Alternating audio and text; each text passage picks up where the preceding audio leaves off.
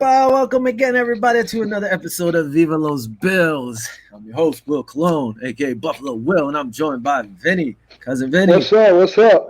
What's What's going good? on? What's Not up? Woo woo! welcome back to another week. Hopefully, your week was good and everything is great. Yo, quick thing with that weapon. I know you're a little older than I am, but I don't know if you Uh got huh. to. I do it. I don't know if you ever watched like Spanish television.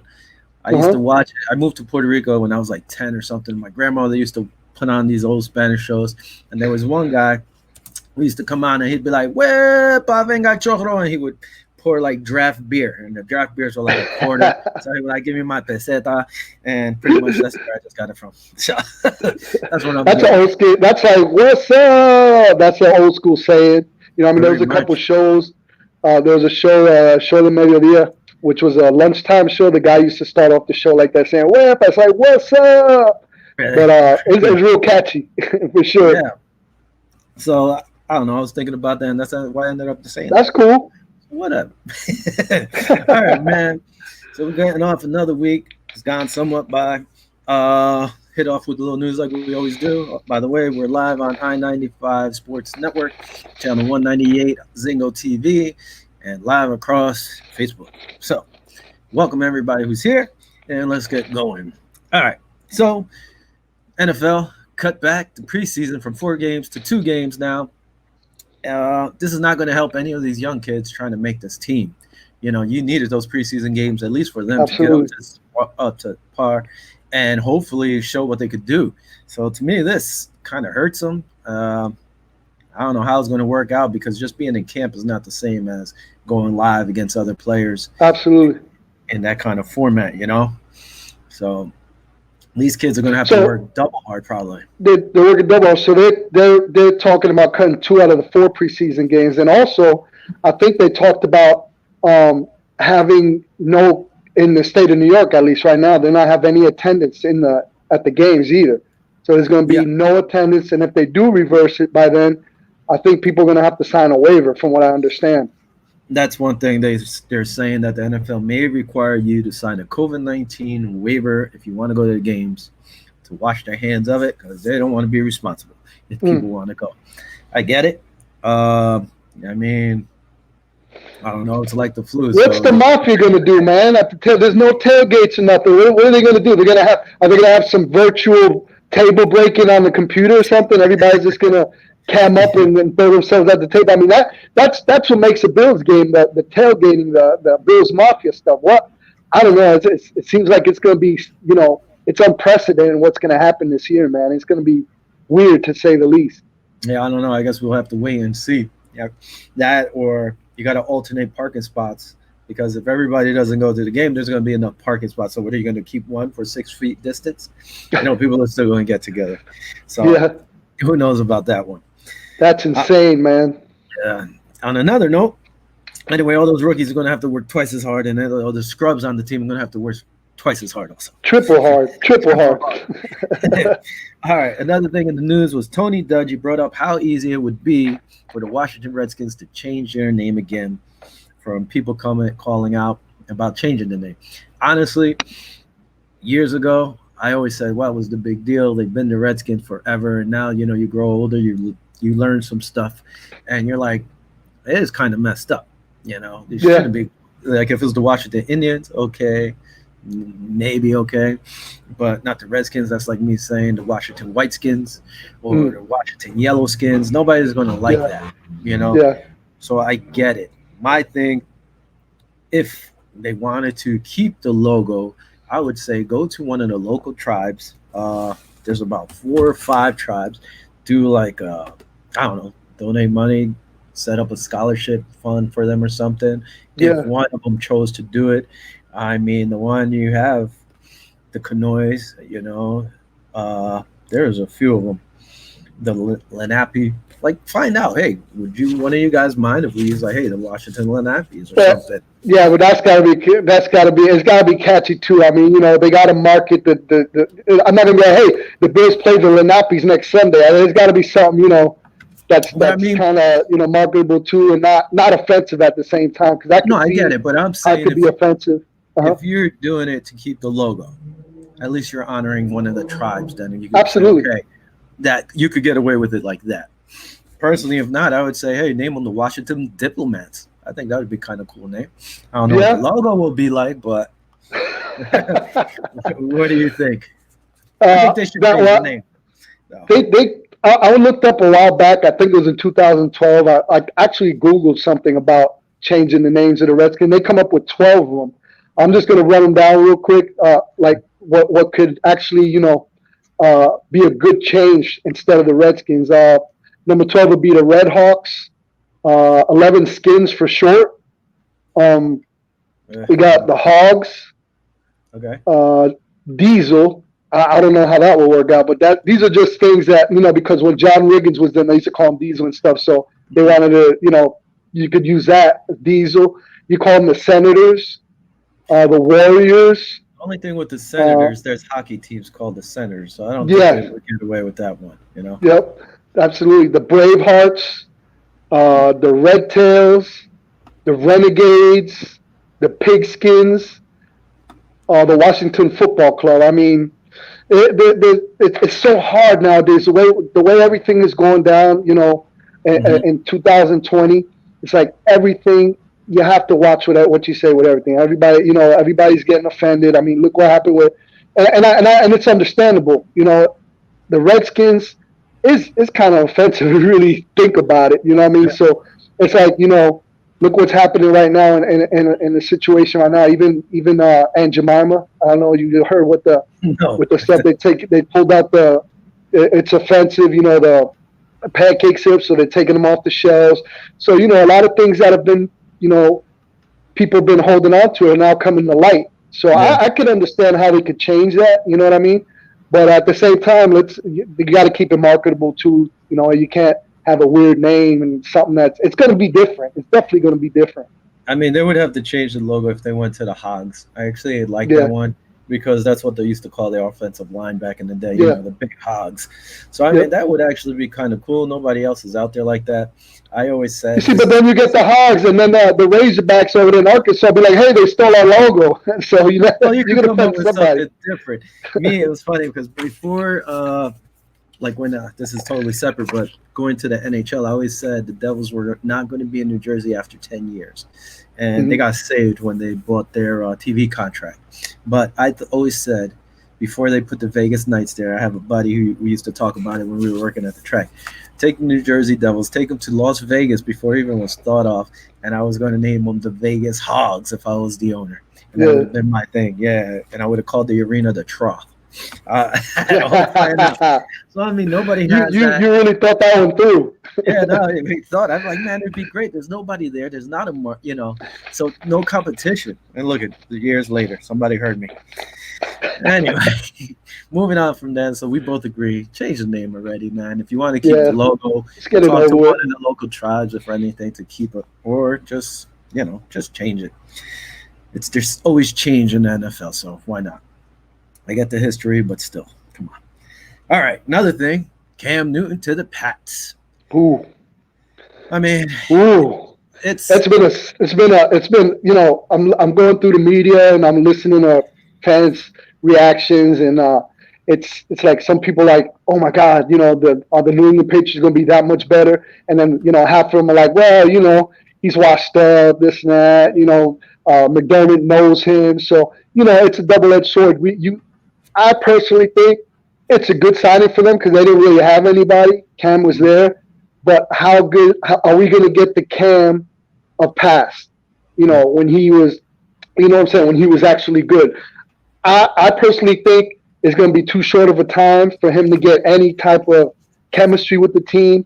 I mean, I think he'll start to click probably by week 8, week 9. He'll probably start clicking. I mean, other than that, it's going to be it might be kind of disastrous for New England if you ask me.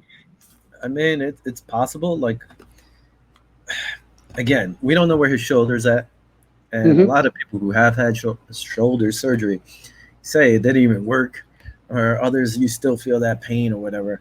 So who knows where that's at? Maybe he is okay with it, but then it hasn't been tested. He hasn't got hit or tackled, or have had a 300-pound guy land on him on top of that shoulder. So we don't know where he's at. Yeah. Is he better than the guy they have now? Probably. He's been in the league longer. He knows where to play or how to play. Against the Bills' lifetime, he's 1-1, Yep. and the one he did beat He us. didn't do fair. He didn't fare too well against the Bills. He didn't play that well. So. And to me, our defense is better this year, so it's not like he's going to face that same kind of Bills team. And I think, I don't know, man. I hope for him he does well. I hope for us he doesn't. I agree with you. I agree with you. You don't want to see anybody fail. You want them to succeed. You know what I mean? But against the Bills, I don't want anybody to succeed, like you said. But like I said, it's just a matter of how Belichick's coaches him up, and if he gets into the system. I mean, one thing everybody's talking about, McDermott knows him, but remember, he knows McDermott too. So, it goes both ways. Yeah, that's why they were saying, he had some success, but he didn't play well in both those games. So, I mean, okay, he won 1 out of 2, and I don't know. Another thing that's floating around too is Richard Sherman. I don't know if you saw, he made a comment about Cam Newton signing, about how disgusting it was. He only got $7 million. Did you read that? It's kind of like. I didn't read it or see it. Go ahead. Okay. Well, he was talking about a football player caliber such as a Newton. Who was played in the Super Bowl. You got these mediocre guys getting $12, $13 million, and now here goes Cam, signs for $7 up with the incentives. In other words, it's not even a $7.2 million guaranteed. It's if he gets all his incentives in. But at the same time, the NFL is a business, man. It's kind of like, what have you done for me lately? So, with all the injuries that he's injury prone, he's been hurt. He hasn't been the Cam Newton of old. Mm-hmm. So, they're actually investing the money in that. They don't even know what they're going to get. So, you can't. Am I going to give him $13, $15 million per year and get a bust, or do I give him, hey, if we give you this 1-year contract with these incentives and you succeed and you get all these incentives, then we'll sit down on the table and see what we could do. That's kind of the same situation with Josh Norman. Well, yeah, that's the thing. You have to see what he's going to do. Produce. Nobody knows, because towards the end, he was hurt. He didn't play. Yeah. He was struggling. So are you going to go out there and give him a $20 million contract and you don't know if he could throw the ball 30 yards? Exactly. I don't know what Richard Sherman's saying, I get it, but the guy's hurt. He's coming off a major surgery to his shoulder. It's not like, it's something he doesn't need. It's his throwing arm. If it was his other shoulder, then okay, I get it. But it's his throwing arm. You have to see where he's at. What did they give Brady over there in Tampa? How much did they give him? 50, 60 million? What was it? Do you remember? 20-something or whatever million a year, I think. Let me see. I don't even know. I was going to look it up, but I don't have time to. But I should have looked that up before. But he's got a huge contract. But this is a guy that has 6 Super Bowls. You know what I'm saying? Did he get older? Yeah, he did get older. Did he still have success? I mean, yeah. So would you have Brady? I would. Like I said, if I was another team, I wouldn't mind paying him the money. I mean, the guy's a proven winner. 6 Super Bowl rings. Come on. That's the thing. He's proven. You know what he could do. He's still playing well. He has all these weapons now in Tampa, and I still don't think Tampa's going to win their division. But I'm kind of with you, man. They got to do They got a lot of work on the line, and the Saints are. Drew Brees is still Drew Brees. Yeah. Listen, man. Cam Newton, 2019, he got hurt. Mm-hmm. He started 2 games. He went 0 for 2. His completion rate was 56.2 in those 2 games. He threw a pick. He didn't even throw a touchdown. So, I mean, you don't know what you're getting. Cam Newton before that, 24 touchdowns, 67.9%. The guy was balling. But after this, it's everybody coming off, they have to prove themselves now. Absolutely. It just is what it is. I mean, you can't, just because he was great, you don't know what it is now. His shoulder could be just falling apart. So it could be falling apart, or they could do like they did the $6 million man and just repair them to. But once you I've had shoulder injuries from basketball, and once you have injuries like that, man, it's hard to come back because you always have that in the back of your mind. If I make the wrong move, and there's been times that after my shoulder injuries and stuff, I've healed up, and then I go up, let's say for a rebound, and I can feel like almost tweaking out. So then after that, you ginger on it.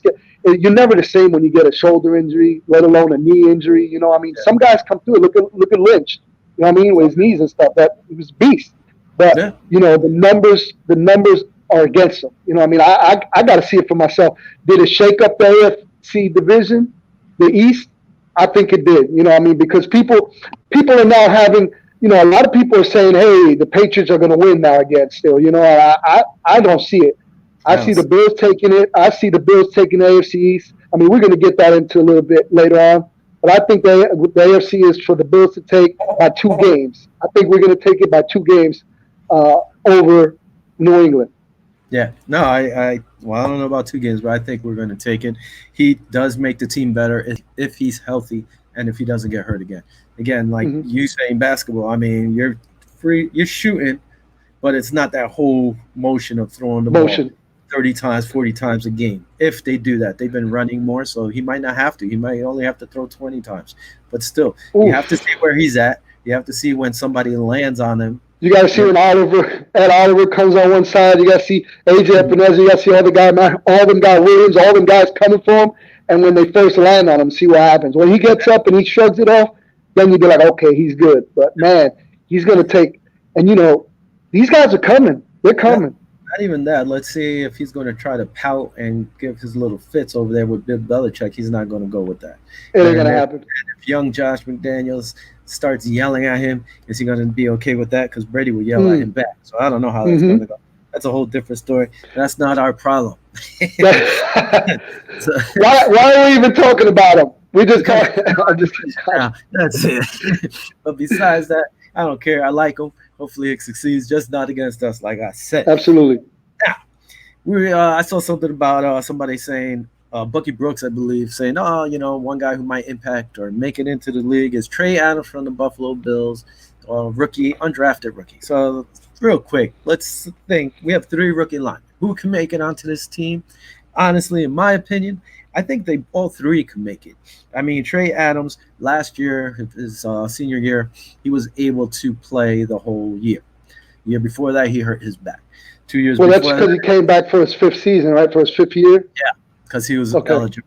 He in 2016, he tore his ACL. So he hasn't had the issue, I guess, with the ACL again. Okay, he had back problems in 2018, and pretty much that's why he fell in the draft, and he had a horrible combine, supposedly.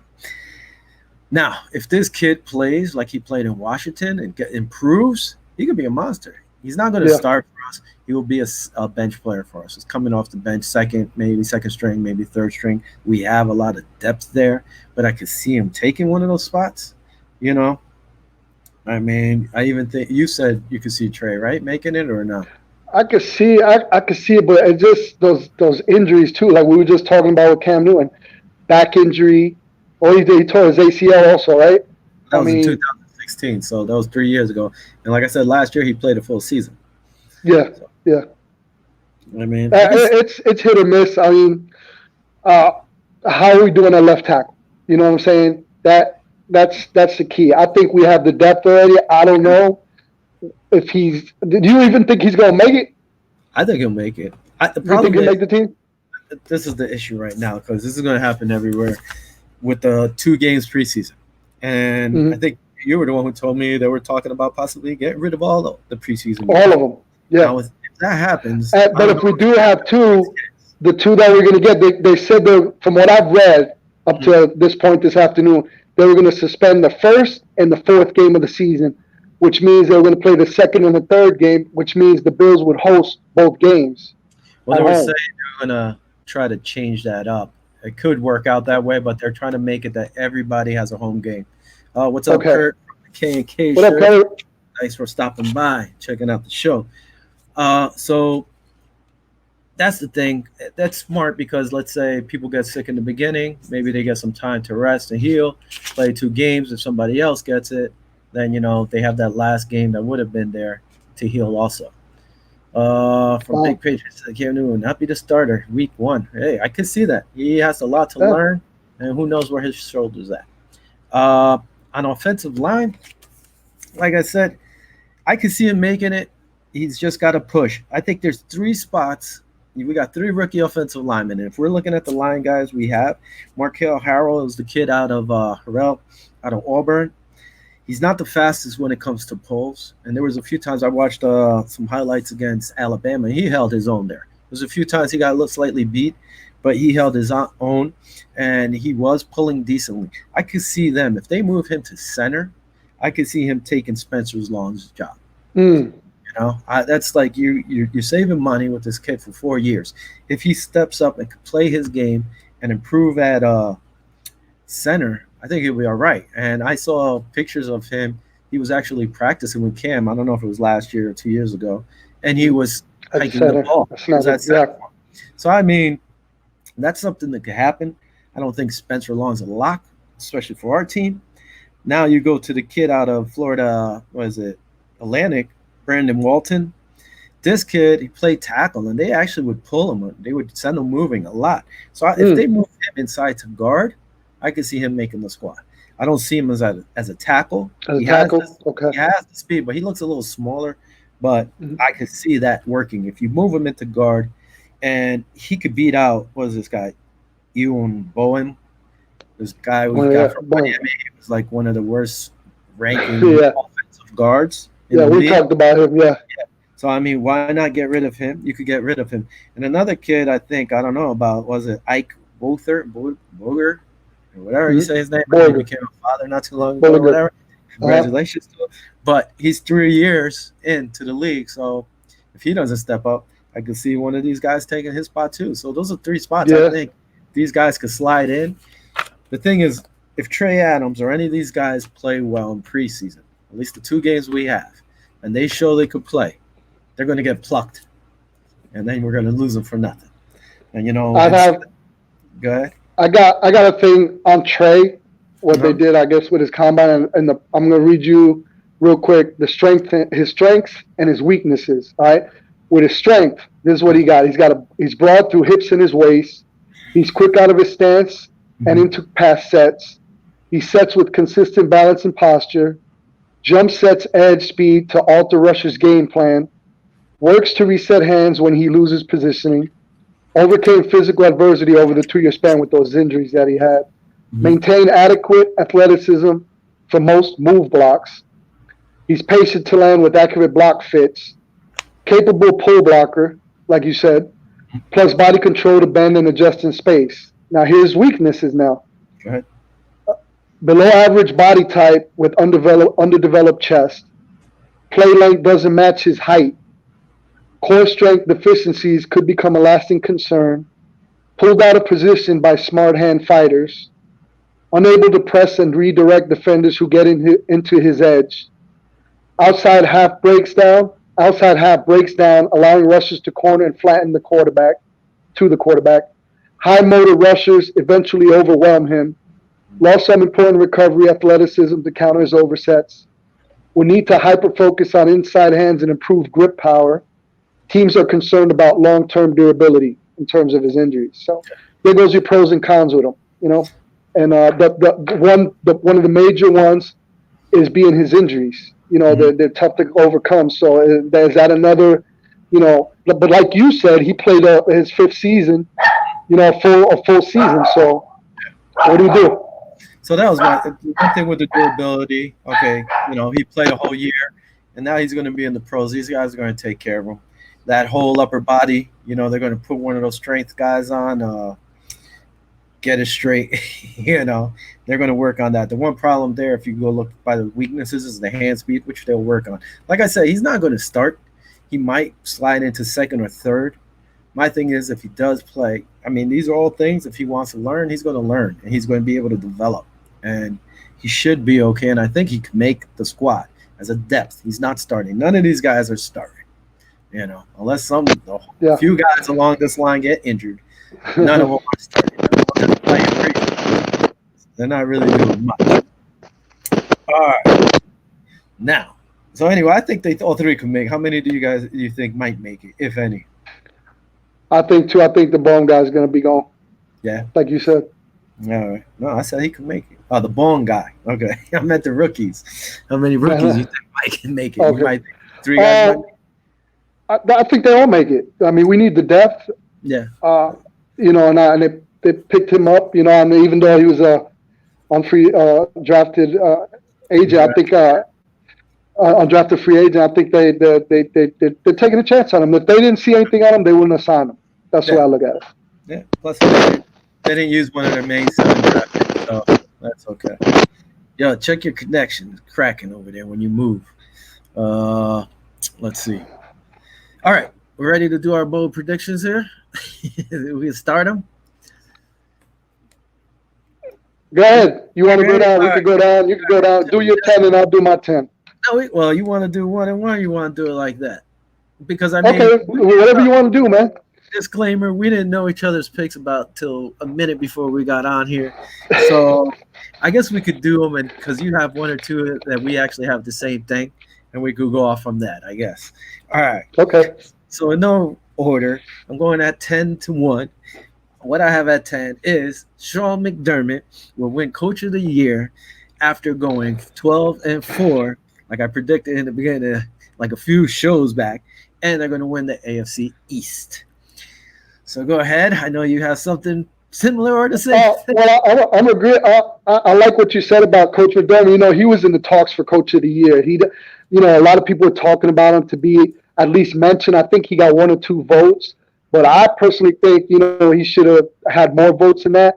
This is a year for him to prove how good of a coach he is. And I think you probably, that's a bold prediction, but it's not unattainable. I think he could very well do it if the Bills succeed. The most bold part of that is that 12-4, but I still think they could go 12-4. And it's funny. At number 10, I have Bills will be 12-4. Surprised because I had me and you when we predicted that a couple of weeks ago. Things change. All right, Yes. With the signing of Cam Newton, I think it actually is a better situation for us, to believe it or not. Really? So I went from 11-5. I'm saying as my number 10 prediction, Bills will be 12-4. We're gonna have 2 wins against the Pats. We're gonna sweep the Pats for the first time, and I don't even remember. But we're gonna lose to the Titans, the Chiefs, the Seahawks, and the 49ers. So that's my number 10. We will be 12-4. All right. So we're kind of the same on that one. Now, moving on to second one. I guess I'll just go to this one too, because it's pretty much similar to yours. My number 8, I'll skip 9 for now, I'll do 9 afterwards. Okay. My number 8 was also Sean McDermott. One reason for him winning Coach of the Year is that he's going to sweep the AFC East. They're going to clean sweep of everybody. Everybody, Miami Jets, everybody's going down. Man. So we're gonna be 6-0. We're gonna be 6-0 division. McDermott and the team are going to take the hand, slide it real far to the left, and then just come back. I want to agree with you, but I think the one that's going to put us and give us a little bit of fits might be the New York Jets. Yes. They gave us fits in that first game. They are pretty good. If Sam Darnold, plays his game, and I don't know what the situation is with their safety. I guess they wanted to trade him, or who was it that wanted to trade? Adams. He wants out. If they lose him, that's a big part of their defense. Mm-hmm. If they keep him, which I think they will keep him, and if Sam Darnold stays healthy and doesn't get mono, doesn't go out and party and get mono and sees ghosts, they might give us a little bit of a fit. I think that's the team that will, if anything, in the AFC East will give us one loss. It would be the Jets. Yeah, that's what I said. Excuse me, when we did our predictions for the record weeks ago, I was like, the Jets might beat us once.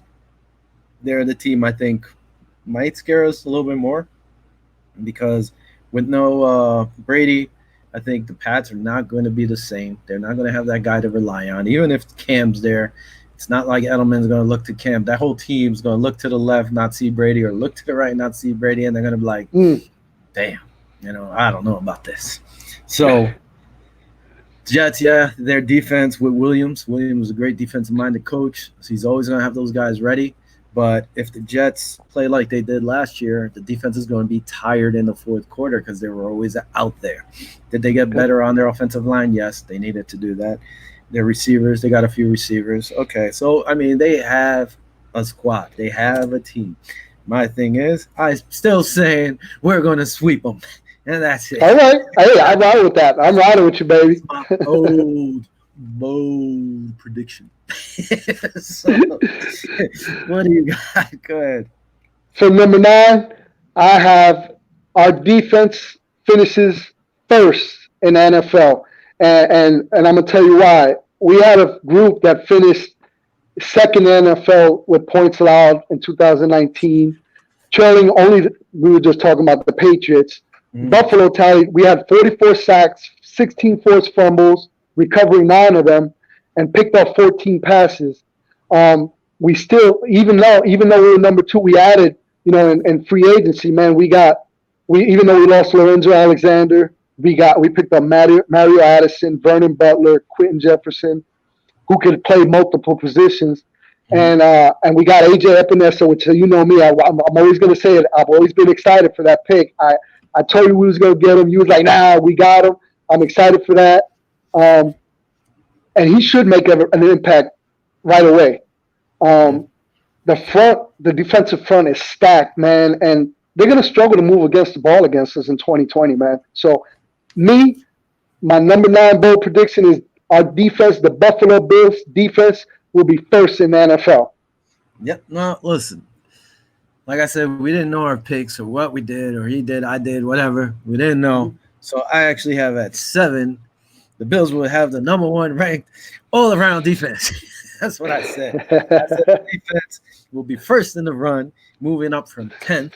I think that was our main problem. I thought our defensive run, we had some issues. That's why when I was telling you we should draft a defensive tackle, a big guy, 300 and something plus pounds to get in there. Middle.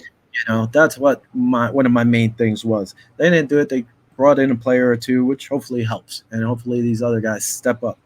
Now, I say they go from 10th, and then they're going to go first in pass from 4th, and then first in points allowed, which they were actually second last year, so they don't really have to do that much to get up one step. But I see, just like you, I could see them being number 1 all around. We got all our squad is coming back. We made some improvements, from Shaq gone and the other guy, Phillips or whatever, gone. So I think we brought in almost the same people, maybe better. They're a little more wiser in the head. So we agree on that one. Now, we're going to go backwards to the one I had before that. I have, which actually you have something similar to. Tyler Bass, our rookie, will break Matt Prater's 64-yard field goal record. How? He's going to kick a 67-yard field goal. With the wind to his back. He's got the leg to do it, man. Yeah, he was booting 60-yarders. So there was something I saw because I actually did my list. I think it was yesterday or the day before. And then I'm looking at profootballtalk.com, and there was a player actually talking about how people could break it. So I was like, damn, they said it before I did. But anyway, supposedly the guy who was doing it was kicking like 70-yard field goals, like nothing. But he hasn't kicked a 60-yard in a real game. So I guess that's different, the energy, all that stuff. Now go ahead, because I know you had the same thing. I got the same thing at number 7, though. I have Tyler Bass sets 2 records, just like you said. The longest field goal, he'll knock through a 65-yard to break Matt Prater's record of 64, which has stood since 2013. And if our offense doesn't really, really click in the red zone, I could see him breaking the most points for a kicker, breaking David Akers' 166 points back in 2011. But I'd rather our offense be clicking than him get this stat, because if we're having problems in the red zone with all our offensive weapons, this stat I really don't give a crap about, but this is something that I have as a record breaker, as a bold prediction. So I don't want to predict that. Yeah. You know what I mean? That he's going to break that the most points by a kicker, but I guess it's a good thing if we're struggling in the red zone. So it's like a double-edged sword. Is that the Bills record or like just kickers record in general? David Akers had 166 points. Oh, so you're saying he's breaking both of his records? Both of the records. Wow. And Matt Prater had the longest, the 64-yarder. Okay, actually, okay. I thought it was Prater. Okay, Yeah. yeah. No, so he's breaking 2 records. The kid, he hasn't even won. But I think he more. Yeah, that's pretty bold. But if I was to pick one or the other, I'd rather he go for the 64, only because the way this kid's leg is, man. I mean, granted, the elements of Buffalo. You know, if we have the wind to our back, and he has a little bit of control, he could very well crush that record. You know what I'm saying? I think he could crush it, because seeing him in some of these videos, I mean, this kid is kicking 60-yard field goals on one step, literally taking one step and kicking. I mean, that's incredible. Yeah. No, well, hopefully, if he beats out Steven and he gets a chance, unless they go crazy and keep 2 kickers and try to kick a 60-something yard field goal with this kid. Bring him out. Yeah, right. Bring him out. Bring him out. Go kick. Just by the way, my buddy Chris, my brother Oz, and 4 other people said 12-4. What? Yeah. I think we're crazy. That's what I said to you when you first said it. I said, I'll try to be realistic. 11-5, maybe 10-6. Maybe at worst. But looking at everything and how things are changing, how things are molding with the addition to Cam Newton, I think they're going to struggle this year.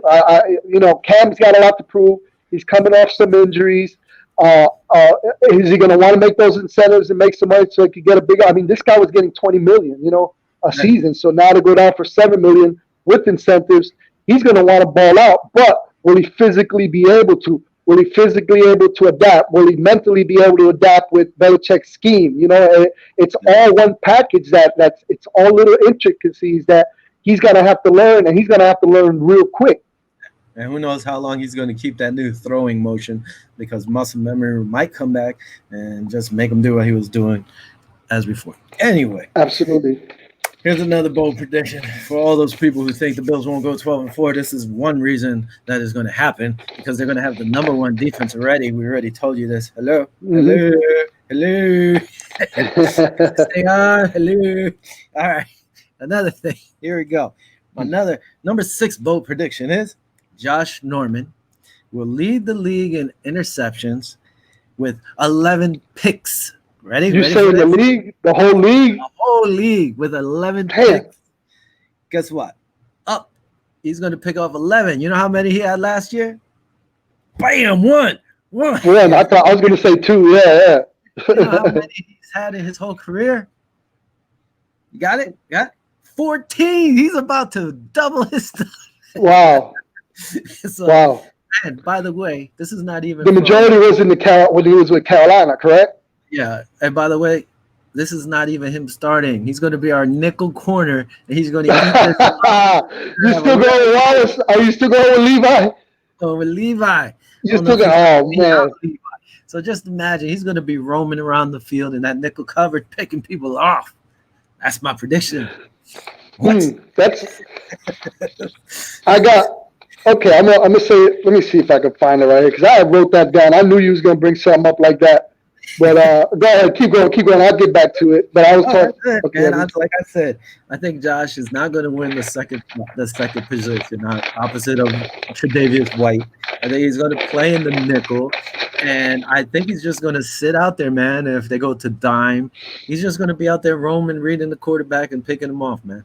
That's my thought. You got that at number. I got a number 4. As Josh Norman locks in the corner spot. That's what I got. You got Levi. I got him as locking in the corner spot. A lot of people. That's your prediction. He's going to win the spot. I think he locks in that corner spot. Okay. I think he does. A lot of people have him washed up, because of that 2019 last year's season, and then they saw him he was battling a hamstring injury. And he actually got benched, to close the season. I think reuniting with Sean McDermott, his coach back in the Carolinas, is I think that's what he needed to have. They're just paying what are they paying for him? $6 million plus the incentives for him. I think it pays off, because he's going to mesh right away with Trey White, man. And they're going to have a scary tandem in that secondary, man. I mean, you got Micah Hyde, Jordan Porter. You're going to have Josh. You're going to have Trey. He's not going to be in his form he did back in 2014 or 2015, but I think he still proves he's going to prove this year that he's got still got a little bit of gas in the tank, and he's going to set himself up with this 2020 season by locking that corner down to get a big paycheck in 2021. That's my number 4 bold prediction. Josh Norman locks in that corner spot. That's why, man. He's gonna have all these picks, man. He has nothing to prove. We have so much depth. All right, who are you gonna go against? Tre'Davious? No, and Tre'Davious tied the league last year with 6. So just imagine there's only 6 picks, and him and Stephon Gilmore tied for the most in the league. So they're not gonna go his way. They might test Levi, but Levi actually stepped up. He was playing well until he started getting hurt. So Josh is going to be like, all right. But there was some games. I told you there was some games that he missed some key tackles. Man, I kind of thought it was a little bit. It doesn't. I think I read a stat that he's the one with the most missed tackles on the defense. Correct? Well, wasn't he a rookie last? 13. Rookie last year, right? I believe so. Undrafted rookie too. This kid put in some work. He won his spot. You can't disrespect the kid. So absolutely not. Come in with a chip on his shoulder and be like, all right, you're going to try to bring in Josh here to take my job? And and then he injured his what did he do? He sprained his ankle. He did something in his ankle, and he couldn't play in that Baltimore game, I believe. He couldn't play. I don't think he played in that Baltimore game at all. I think he practiced but didn't play. He wasn't a rookie last year. It was his second year. His rookie season. His rookie year, he started 7 out of – he was in 7 games. I guess they called him up. And he played 7 games. He didn't do much. Pass deflections 3. He had 24 solo tackles, 37 combos, tackle for a loss, 13 assists. And last year he started 16 for 16, 2 picks, 9 pass deflections, which is not too bad. He was the guy they were going to go against. So I think he wins his spot. They had him out there practicing with a few other guys, getting in work, man. I think he's going to have that chip on his shoulder. And that's why Josh is just going to come in and do what he has to do on the side, pick people off left and right, and not care. His best year was actually 2015. He had 4 picks for 110 yards and 2 touchdowns, 56 combined tackles. Most tackles he ever had was in 2016 with the Redskins, first year with the Redskins, and then he had 3 picks. So, I mean, sky's the limit. Let's see what he does. He doesn't have to go all out. He's not the man in Buffalo. He's the second or third man. Yep. Not even on that defense. The question is, does he still have that? The question is, does he still have gas in the tank? Per se. I think he does if he wants to get those incentives. The big money, the big money. Well, I'm gonna go to my number 8. I know it's going all over the place because we matched up on a couple of picks here. A couple of predictions. Good. But my number 8 is Bills break the top 10 in offense. I think we're going to be in a top 10 offense this year with the addition of Stephon Diggs. It opens up everything for John Brown, which we're going to talk about a little bit later on. Mm-hmm. The offensive line we have a chance to be significantly better in 2020. We felt a little bit last season, and it seemed like the line was breaking down, the offensive line at the end of the season. But we added 4 new pieces on the line, so it's going to take a little bit of time to develop continuity. But I think with the addition and the depth that we have, and we added we added All-Pro Darrell Williams. I mean, the sky's the limit. The running attack should be better. We got Moss, Singletary. That's a double-edged sword right there, man. Pick your poison type thing. We got Shifty. We got Power. Mm-hmm. Brian Daboll, too, he's in his 3rd year. A lot of guys wanted, they call for his blood, his neck, like, hey, get him out of here, this and that. But I think it's a good thing that they kept him this year because, in terms of continuity from a personnel and a scheme perspective, he actually seen what worked and what doesn't work, and has a good idea to maximize Allen's potential. And I think it's going to be a good year for Josh because of the continuity with Brian Daboll. So I got them in the top 10 in offense this year. I think you may be right, but I don't know about top 10. I think we talked about this last week because, you're jumping from 23, right? 23 to top 10. If we get to 10, that'd be great. If we got to 15th, I think it'll be very good. But we might, because I have another bold prediction later, so it might. I actually just noticed I forgot to put my third pick on here. All right, Uh-huh. so you got that one. Are we caught up on your list there? You've been going one for. Yeah, I'm on number 6 now. So All right, go with your six because I did six because that was my Josh Norman was six for me. So go. okay, my number 6 bold prediction is Jordan Poyer will lead the Bills with the most interceptions. That's my bold prediction. You have a Everybody's number. going to be, huh? You have a number. I say he's going to have 4. I say you What? have 4. Just four? Just So 4. we're going backwards today. Trey had No, Tre'Davious had six last year. no, but I'm saying there's got everything's going to be a lock. The only one being out there is going to be Micah Hyde and Uh-huh. Jordan Poyer. I think it's going to be so spread out in terms of there's not going to be one player. And I say it like this: Jordan Poyer, I have him with 4, but I have everybody pretty much even because there's not going to be a weak link there. I mean, you got Micah Hyde, you got Jordan Poyer. You're going to have the weakest link actually will be Josh Norman if you really think about it. If he gets locked in, but you have him in as a nickel package, which means if he does play in the nickel packages, he's going to be roaming around too and catch him and snag him some INT. So, I think Trey is going to come down in interceptions. I know I'm glad you brought that up. I don't think he's going to have more because they're just not going to throw him the ball. Yeah. He's going to be out there on an island. They're going to try to get onto Josh Norman, and you're going to have Micah Hyde and Jordan Poyer back there, which is arguably the nastiest safety duo back there. I don't know. People are talking. He's finally getting recognition, and I'll tell you why. Let me see if I can pull it up in a second. But go ahead with your comment, and I'll tell you why. No, I mean, I was just looking with his 3 years at Buffalo. He's had 11 interceptions. Last year he had 2. The year before that he had 4. His first year he Mm-hmm. had 5. I like Poyer. This is not a Poyer jersey, actually. This is a Willis McGahee jersey.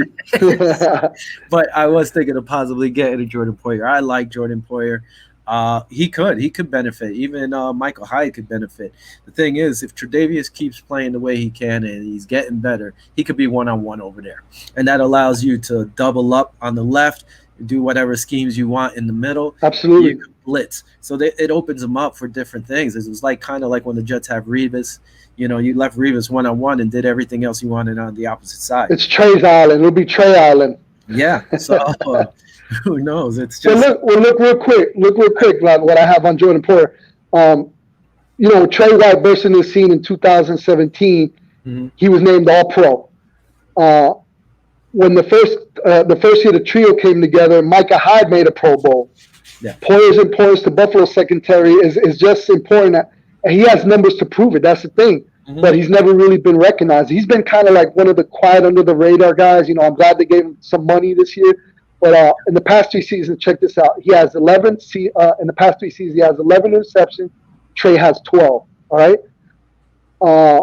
Hyde has a different role than Poyer, but he only had 8 picks in 2017. Mm-hmm. So Poyer has the edge on passes defended. He had 22 to 20 on Trey, sacks 5 to 4.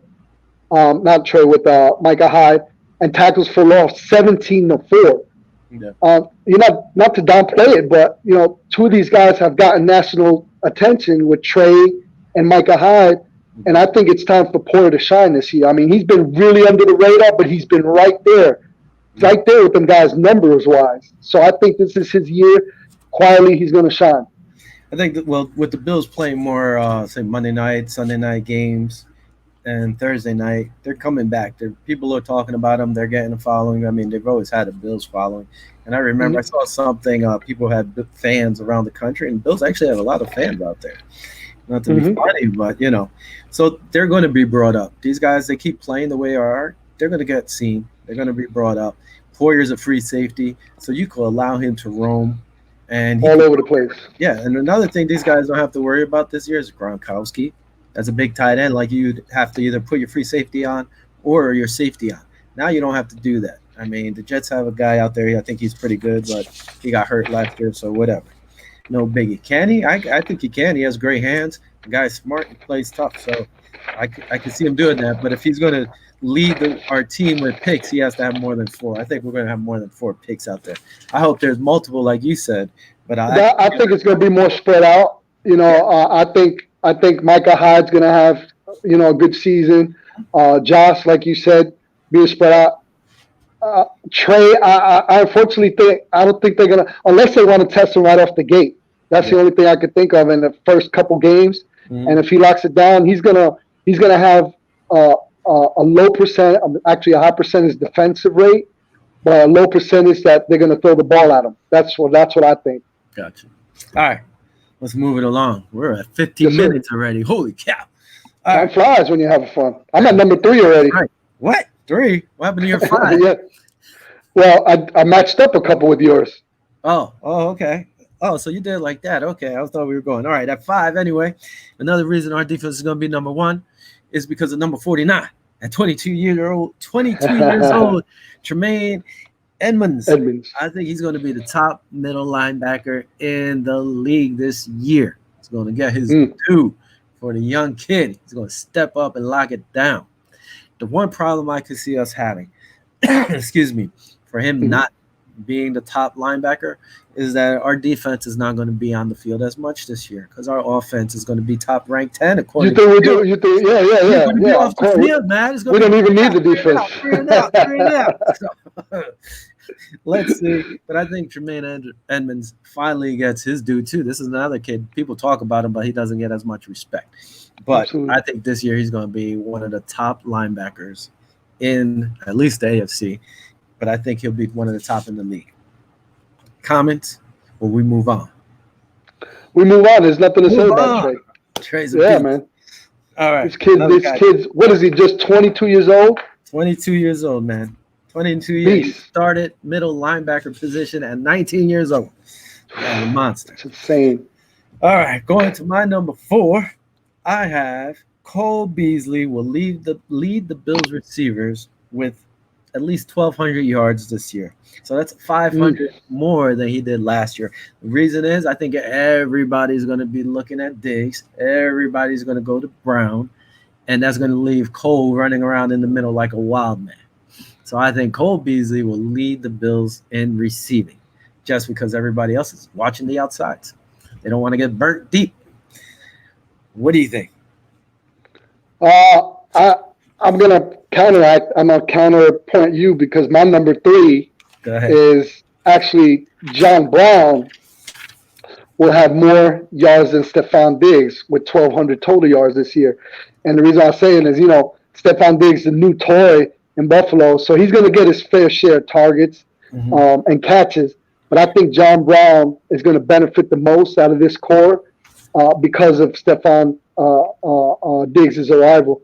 If Josh Allen can improve his percentage, I believe in 2018 he was at 52.8 completion percentage, and last year he was at 58.8 completion percentage. If he keeps trending upwards in that percentage, everybody's going to freaking get paid. Everybody's going to get their catches. You know what I'm saying?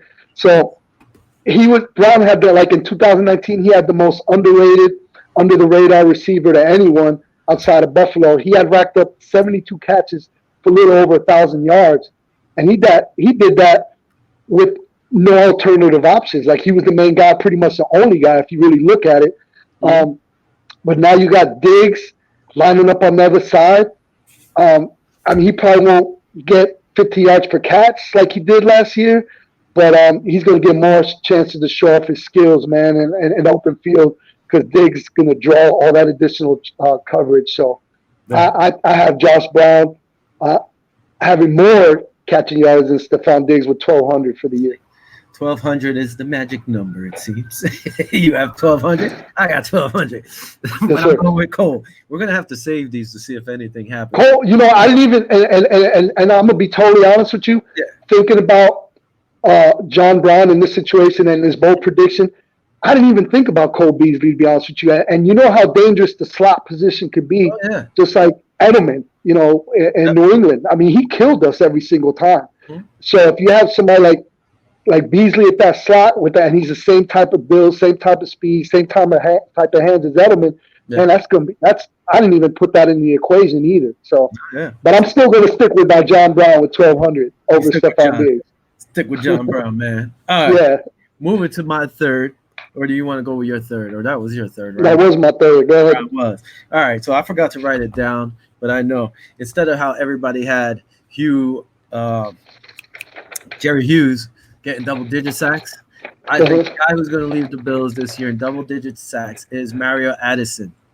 He had 9.5 last year. I think he's going to have at least 12 this year. That's my prediction for the D-line. Wow. Mario picking up 12 for us and helping the Bills get to number one on the defensive.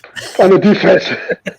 I actually had one of my predictions. This is kind of like off the list, but I actually had Ed Oliver, even though he's going to probably be suspended 1 to 2 games, I believe, I have him actually going double digits in sacks also. But I don't have it on my bold prediction list. But that's something that's an honorable mention, if you per se, if you wanted to add that in. But since you're talking about Addison, I wanted to throw that in there. I think Ed Oliver is going to be the one with the double digits, even with 2 games suspension.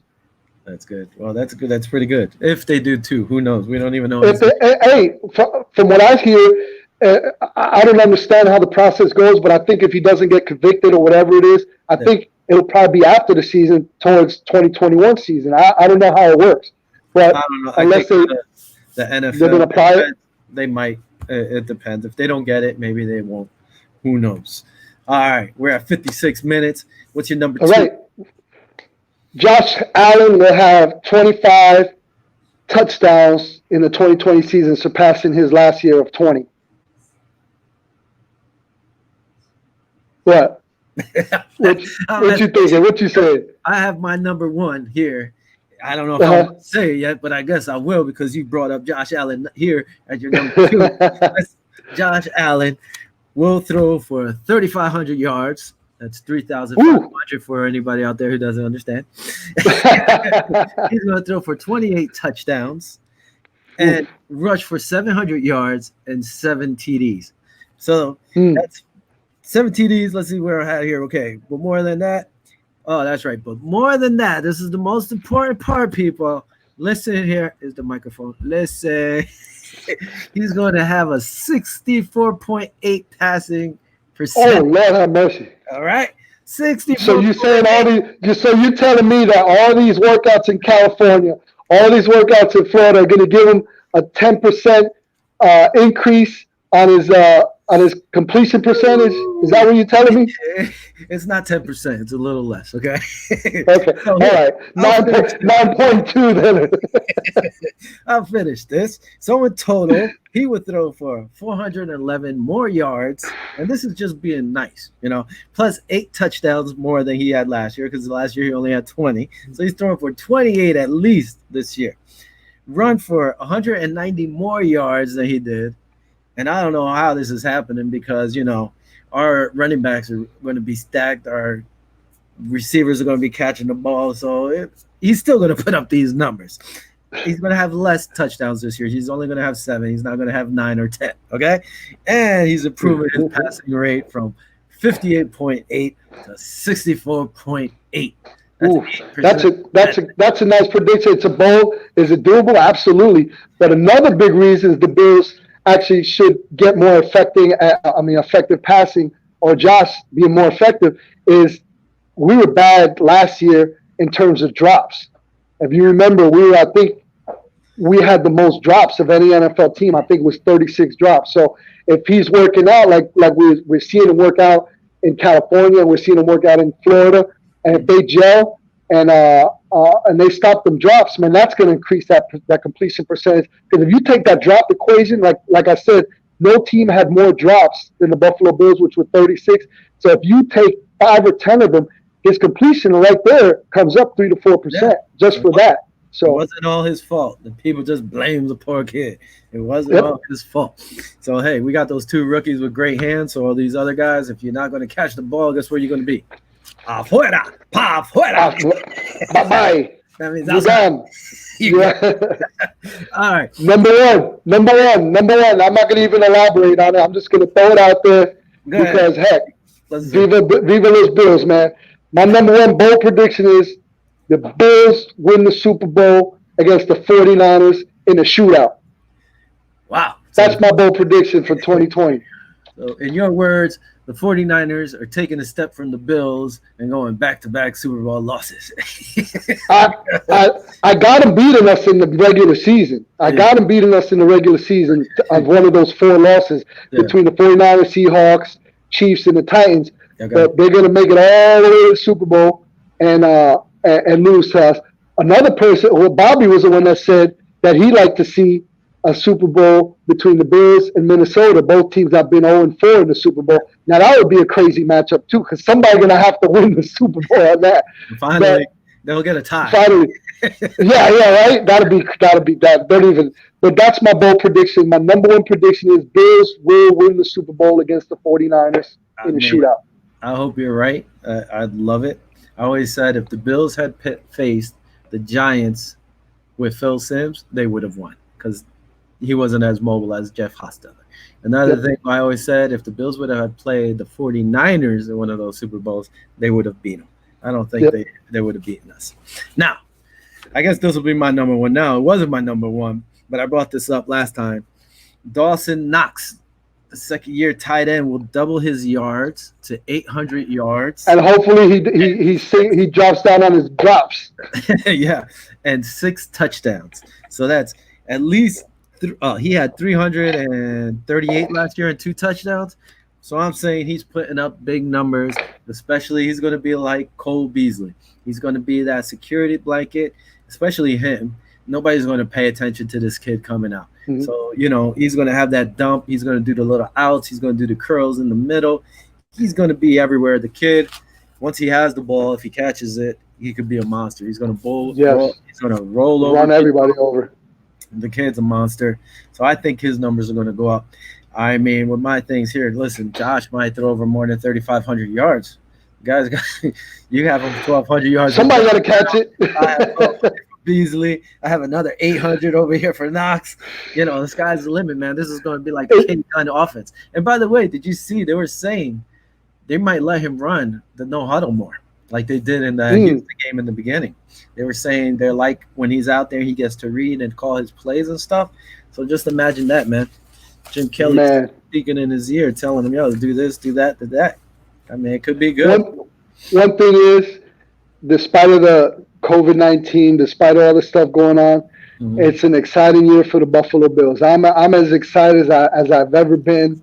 Yeah. I'm hoping there's no setback in terms of the season play because that would suck. That would really suck because I think on paper we got the tools, we got the depth, we got the offense, we got the defense, we got the special stuff. I mean, we're stacked, man, and we're on paper looks good. So I want to see them actually execute it, and I think this is going to be, like I said, I'm excited. I haven't been this excited in a long time, and I think the potential's there for us to actually take it. And with the departure of with the Patriots, with Brady. What opens up the whole can now. Everybody wants the AFC East now. The Jets are talking about they want to get it. Now that with the signing of Cam, I mean, is it still up in there? I think that the Bills are right there for the taking on the AFC East. And anything past, listen, baby steps. I know we got people that we're going to have to sign for next year and everything, but I'd like to lock in the AFC East. Like I said, I predicted the Bills San Francisco 49ers, but realistically, let's take one game at a time.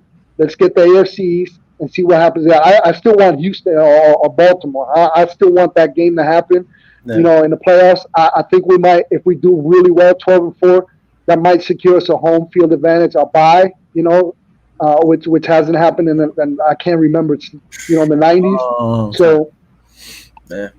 No, listen, the sky's the limit, like you said. I think Houston will be in there again, possibly. Kansas City is going to be there. Baltimore's going to be there. We'll be there. I think the AFC might be a little tighter than we think, but like I said, I think they could beat them. There's no reason. The Jets might be the toughest ones, maybe. Even New England's still good, but whatever. All right, man, we've been on an hour here. You said whatever. It's another show. And hopefully we have a damn season and we can do this. Instead, we'll have the greatest team and we won't even play. It'll suck. Oh. Hopefully that doesn't happen.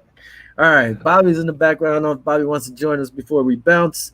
I just want to say thanks to Kurt and oh my God, Kevin? No, Kurt and Jesus, I'm drawing a blank now. K and K show every Wednesday and Saturday at 8 o'clock. Check them out. Kurt and Kenny Patrick. Sorry, I was drawing a blank there. You still shocked at that #1 prediction. That's why you're drawing a blank. Yeah, I got the. Bobby said he's not joining us. He don't want to be part of this clown 10 predictions. He didn't say that. He just said good night, everybody, and we'll see you guys. See you next week. Thanks for joining. Go Bills. Go Bills. Go Bills. Viva los Bills. Peace. Adios. Adios. Amor. Peace. I don't know what I'm saying. Huepa. I'm going to get a chancleta. Bobby, take us out. Sign off.